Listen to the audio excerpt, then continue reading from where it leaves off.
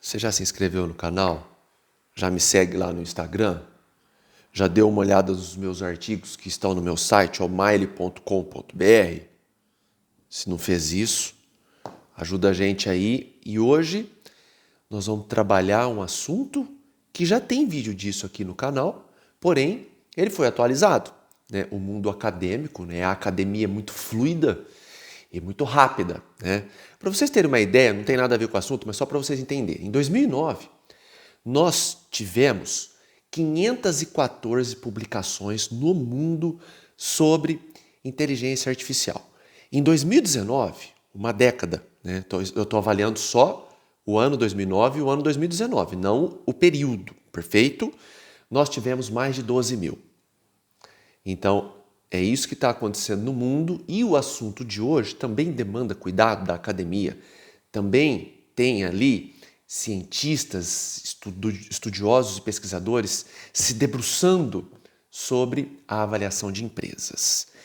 E eu quero pegar aqui um campo bem grande desse mercado, que é a prestação de serviço. Por quê? A prestação de serviço demanda ali capital humano que hoje se encontra na pior fase, no pior momento na escala internacional da prestação de serviço. De forma que o valor das empresas de prestação de serviços tem caído substancialmente pela dificuldade da retenção de talentos e de achar esses talentos.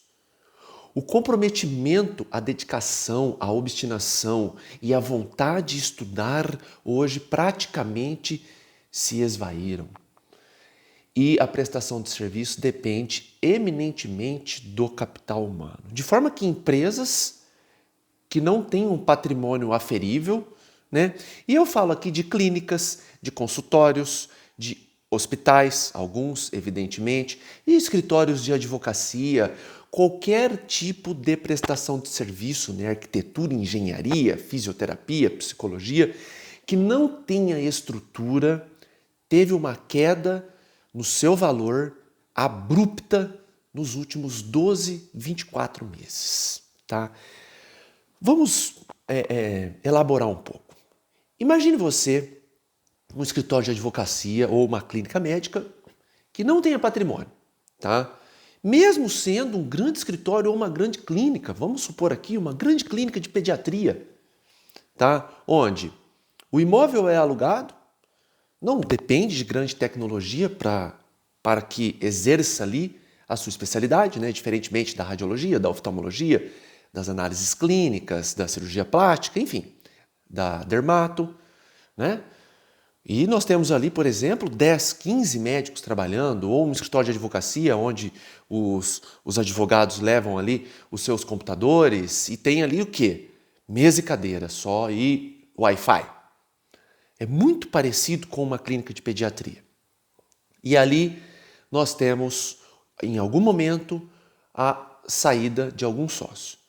Seja por desligamento voluntário ou seja porque a sociedade se resolveu em relação a ele e ele não faz mais, não tem mais interesse, né, na continuidade, não faz mais parte dos interesses futuros do negócio, por qualquer tipo de conduta ou porque ele vai embora do país, isso não importa.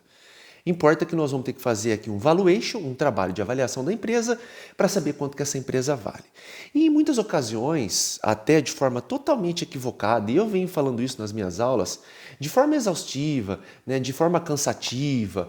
Por quê? Porque o médico, ele tem como pressuposto que o período dedicado gera algum valor em um possível acerto de desligamento. E, né, ao contrário do filósofo Thanos, tempo não tem valor. Tempo não tem valor. Não importa se você trabalhou 2 meses ou 50 anos, isso não é materialmente contabilizável. Tá? O que se contabiliza é patrimônio de fato. Tá bom? Então, normalmente, uma clínica dessa vive exclusivamente da produção do seu dia a dia. E se há algum recebível que esse médico faz jus, evidentemente isso vai constar no acerto e que normalmente não vai ser maior do que o passivo da empresa. Não vai ser maior. Por quê? Se eu tenho aqui uma clínica e o prédio é alugado, eu vou ter que reformar esse prédio para devolver. Né? Partindo do ponto da clínica em análise 10, 15 médicos, não é uma clínica pequena. Quanto que vai dar essa reforma? Eu tenho que reformar para entregar. Né? 100% dos contratos de aluguel preconizam isso. Então eu tenho que ter lá um dinheiro guardado. Quanto que vai custar? 50, 100 mil reais? 300 mil reais? Não sei, vai depender da cidade brasileira, vai depender do nível da sua clínica, do seu público-alvo, tem 1000 variáveis a serem analisadas. Tá? O escritório de advocacia, mesma coisa. Entendeu? Eu tenho ali um escritório de advocacia, ele fica num prédio. Eu tenho ali 5, 10, 15 advogados. É alugado o prédio. Os advogados levam seus computadores. Tá? Vai sair ali um sócio ou um associado. O que essa pessoa tem direito em decorrência do tempo? Nada. No máximo, uma participação nos processos que existem até esse momento, mas em termos de acerto, nada. Até porque não se tem certeza do êxito desses processos. Simples, básico.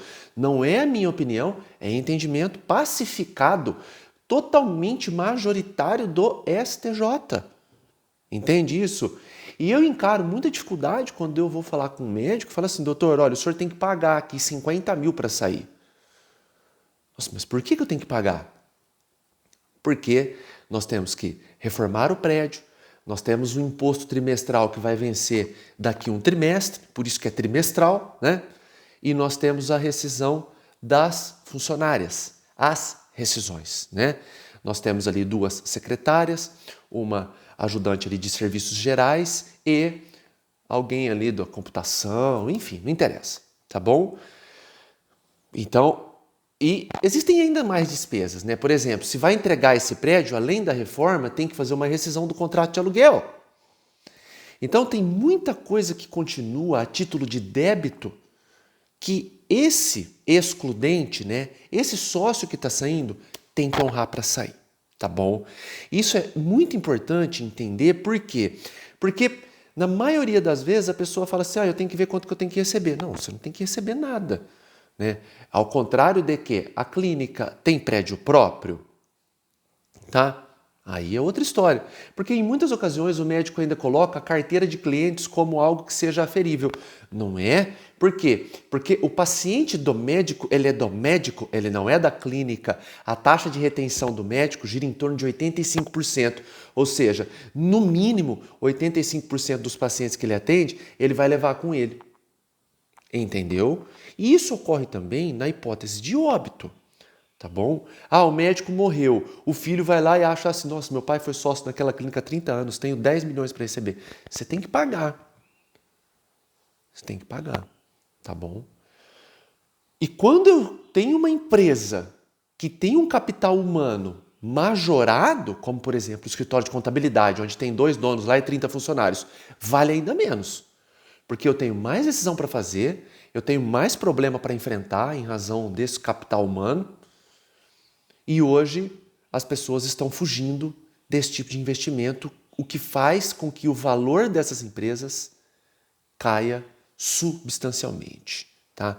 É lamentável, a gente percebe aqui, né, como Ludwig von Mises escreveu em Ação Humana, onde ele contrariou 200 anos de economia e trouxe a verdade da economia via comportamento social, é isso que fala esse livro, é um calhamaço, né, dessa grossura, bem mais grosso que esse aqui, ó, tá? Bem mais grosso. E aqui tem mais de 3.000 artigos, tá? Leiam esse livro. Hoje, essa realidade é totalmente aplicável na prestação de serviço e, lamentavelmente, é uma realidade que se encara e que o empresário, sendo ele um empresário, um médico, um arquiteto, um advogado, tem dificuldade de lidar com isso porque ele acha que o tempo dedicado tem valor e não tem. Perfeito? Dúvidas? Eu fico à disposição.